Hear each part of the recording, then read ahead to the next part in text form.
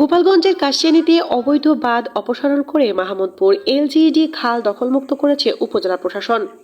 এতে সন্তোষ প্রকাশ করেছেন ওই এলাকার কৃষকরা। আমাদের কাশিয়ানীর প্রতিনিধি শেখ মোহাম্মদ পারভেজ জানায়, আজ বৃহস্পতিবার বিকেলে বাঁধ অপসারণ করেন কাশিয়ানী উপজেলা নির্বাহী অফিসার ফারজানা জান্নাত। উপজেলা নির্বাহী অফিসার ফারজানা জান্নাত বলেন, এলাকাবাসীর অভিযোগ ও বিভিন্ন গণমাধ্যমে প্রকাশিত সংবাদের প্রেক্ষিতে বৃহস্পতিবার বিকেলে মাহমুদপুর এলজিইডি খালের বাঁধ অপসারণ করে 1 কিলোমিটার খাল দখলমুক্ত করা হয়েছে। জনস্বার্থে এমন অভিযান ভবিষ্যতে অব্যাহত থাকবে বলেও জানান ওই কর্মকর্তা।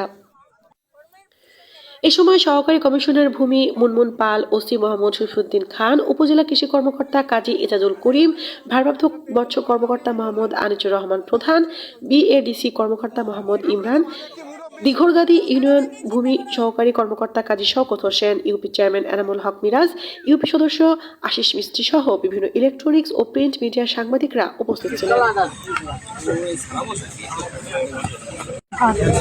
করবে, এটা কাটিয়ে দিলেও করবে, তারাই